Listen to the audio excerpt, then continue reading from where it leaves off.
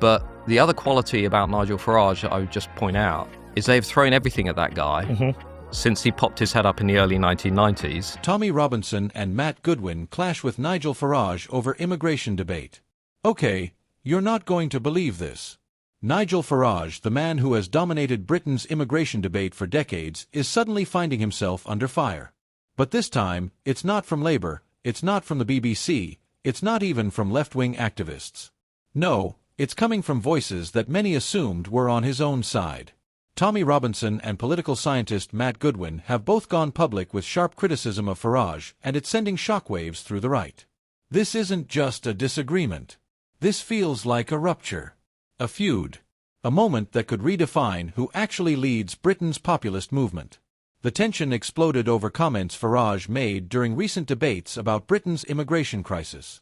Farage, known for his uncompromising rhetoric during the Brexit years, appeared to soften his tone on certain policies, striking what some called a more pragmatic stance. That shift didn't sit well with Robinson, who blasted Farage for, in his view, pandering to mainstream respectability instead of speaking bluntly about the scale of the issue. Matt Goodwin, though more academic in his approach, echoed similar frustrations.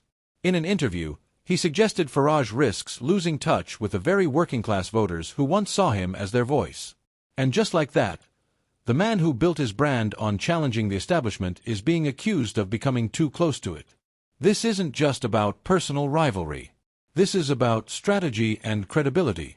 Farage has long been the face of Britain's populist surge, from UKIP to Brexit to Reform UK. But Robinson represents the raw, street-level anger of working-class communities who feel betrayed by politicians. Goodwin, meanwhile, adds the intellectual firepower, grounding his arguments in data about disillusionment, alienation, and cultural change. When all three line up together, they create momentum. But when they turn on each other, the movement risks collapsing under its own weight.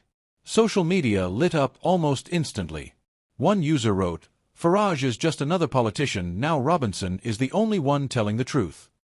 Another fired back, "This shows why Robinson will never lead anything serious. Farage knows how to win votes, Robinson just wants to make noise."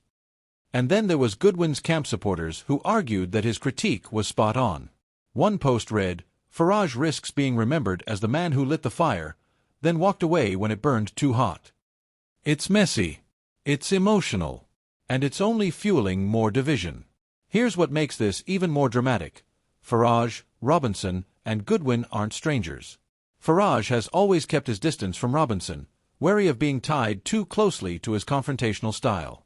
But Robinson's rallies and Farage's speeches often drew from the same well of public frustration.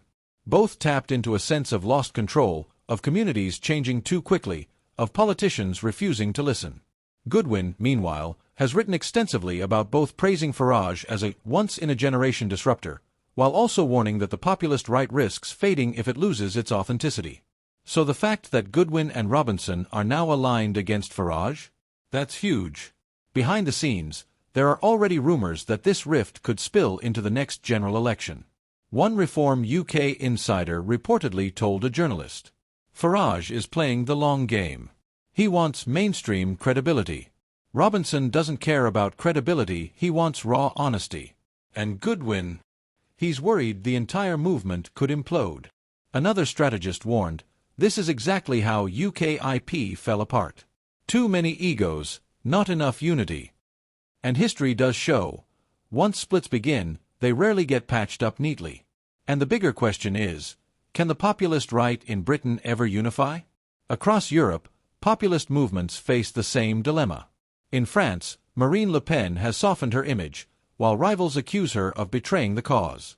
In Italy, Giorgia Meloni balances nationalist rhetoric with governing pragmatism. And in Britain, Farage now faces the same tightrope walk.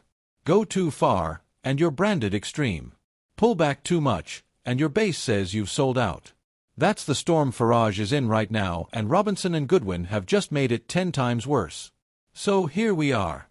Nigel Farage, the man who brought Brexit, suddenly under fire from those who once echoed his message. Tommy Robinson, hammering him for losing touch with the streets. Matt Goodwin, warning that strategy without authenticity is doomed. And the public, watching closely, splitting into camps. asking the one question that matters. Is Nigel Farage still the leader of Britain's populist movement, or is this the moment his crown begins to slip? Because if Robinson and Goodwin are right, this feud is just the beginning, and the fallout could reshape British politics in ways none of them planned for.